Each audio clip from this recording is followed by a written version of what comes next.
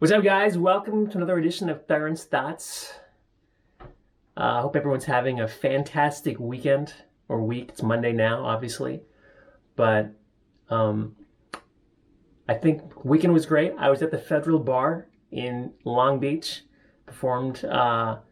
So great show in Long Beach. If you guys are in the area, it's called the Federal Bar. Got to perform with Katie Tatara, Ron Pearson, awesome comedians. And I'm mentioning this for a reason, Long Beach, because I always get the question, Tarun, I've been doing comedy 20 years now.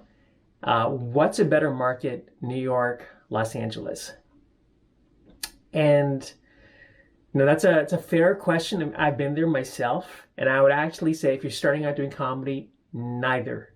Don't go to either one. I would say start at a smaller market town, right? Like San Francisco, Boston, Seattle, because I think, especially when you start off, the secret to stand-up comedy is write jokes, tell jokes. You want to find a place where you can get up consistently and be encouraged to keep going. And I can only speak on my experience. And my experience was I started in Boston, and I performed at this place called The Vault on Boylston Street. And it was great because I was beyond terrible, and they let me perform there every single week. There was a place called this Comedy Studio.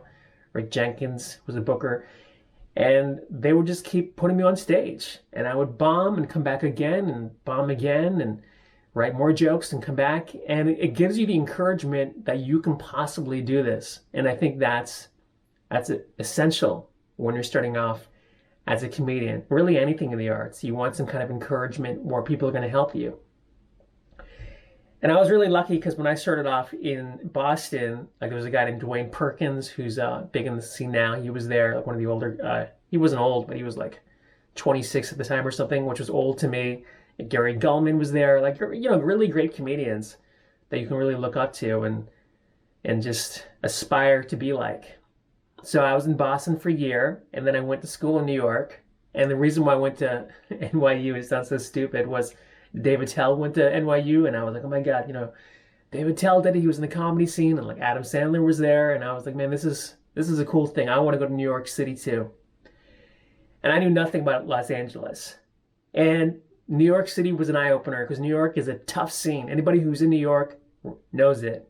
People have this myth that, hey, I go to New York, tomorrow I'm performing, 10 times a night. That's not true. You have to be in at 10 venues. Those clubs, there's a lot more clubs now than there were when I was there back in 2001. I'm sure all these clubs are just as hard to get into.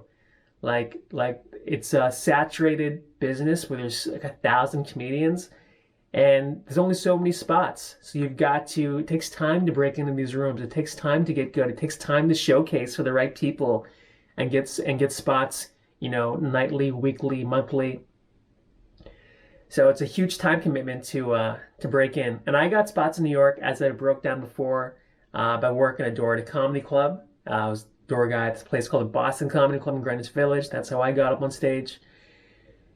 And that was a hustle too, because I had to pass out flyers. And I was super young, so I had the energy to do it. But New York City, first of all, it's freezing wintertime. So be prepared for that. You've got to be going to your spots, in subarctic temperatures.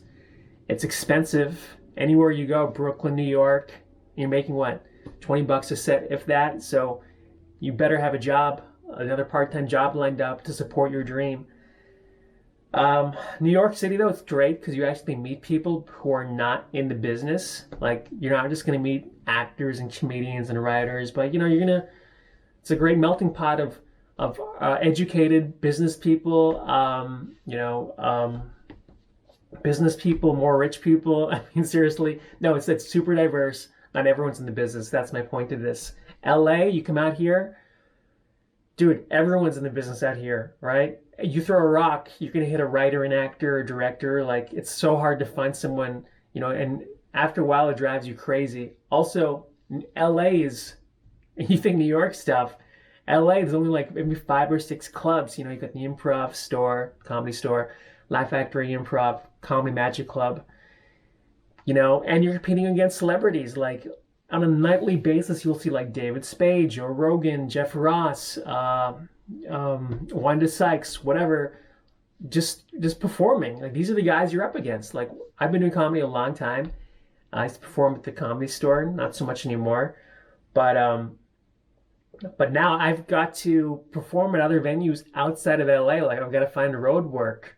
Uh, I'll drive like an hour away sometimes just so I can get on stage. Like that's what it's come to because I have to figure out a way to get my sets in, right? And the way I got on stage in LA, which I recommend to anybody, is starting your own room. Like you've got to create your own opportunities. That's with anything in life. You got to really figure out how you can, not wait to be chosen by the gatekeeper, but actually, figure out a way to bring audiences to you so you can practice every night. Because again, write jokes, tell jokes. That's number one. LA also, the weather is fantastic. I mean, seriously, it's October and it's 80 degrees outside right now. It's awesome. And it's not as expensive, but you're going to need a car. If you're in LA, you have to drive everywhere, whether you're driving to, the Ice House, which is in Pasadena, like 40 minutes away, or the Comedy Magic Lab, Hermosa. Hey, that's gas money, that's car insurance. So again, it all balances out. There's no easy path to this, but I'll tell you, like if you're becoming a doctor, you have to go to medical school, right? You got to get that training. Where are you going to get the training at? New York, LA. You've got to get on stage somewhere. Like living in Hicksville, Alabama, where they do an open mic once a month, it's not going to cut it. And I feel like, when you come out to LA, New York, you'll see people and meet people who are, just like you. People who are afraid of that normalcy in life, who want to take a risk. Like that's the great thing about, both venues, both cities, is you'll just start meeting people like you. Great thing about LA, which I've observed personally, is that people get the business side of it in LA for some reason, like the social media, just the building a fan base, having a direct connection with audiences. That is so important in comedy. And for some reason, people in LA just get it right off the bat. Like you'll see people on Instagram, not just comedians, actors, writers, like everyone understands the importance of it because LA, you kind of have to, you be in the business side of it. New York, you can kind of just focus strictly on the comedy. I know guys in New York, and it's all they do is their comedy without even thinking about anything else. LA, if you want to be an actor, if you want to be a writer, you can be kind of doing these other side hustles at nights. And if you get on the sitcom, guess what? Now all of a sudden you're a draw, and now the clubs want to book you. You can start doing the road. I mean, like Pauly Shore's still drawing the Midwest somewhere. It's a fact because he's a name. And LA, if you can, get on a show or some type of major broadcast, it's a big deal. So again, both places terrible. I mean, it is what it is. Both places extremely hard. You're going to question things, and it's going to push you. But I think, in my opinion, comedy is. I mean, to this day, people ask me, what's the hardest thing you've ever done? Without question, the first 5 years stand-up comedy. It has been an absolute battle. I can't think of anything harder. And I've done a lot of different things in my life. I'm producing my own movie, martial arts, whatever, but nothing was as hard as stand-up comedy, like starting, not just bombing every night, but like just the emotionally, physically questioning everything in life. It forces you to just test your limits in every way possible. And you'll go through so much. I mean, it's almost too much sometimes, to be honest with you. But there you go. LA, New York. I say, look, try both out. I know I've seen people come out here in LA. They're here for a year. They're like, man, I hate it. I'm going to go back to New York. Or I'm going to try New York. And they love New York. Right? It just fits them. And other guys who were in New York, I know a lot of guys who were in New York for a long time. And they move out here and they're like, dude, man, this is like amazing. It's like another planet out here. Like New York was just kicking the shit out of me, and now I'm here in front of the sun, and I'm enjoying my life. I can go to the beach every day. So, lifestyle's important. Depends really what you want, and it's totally, up to you.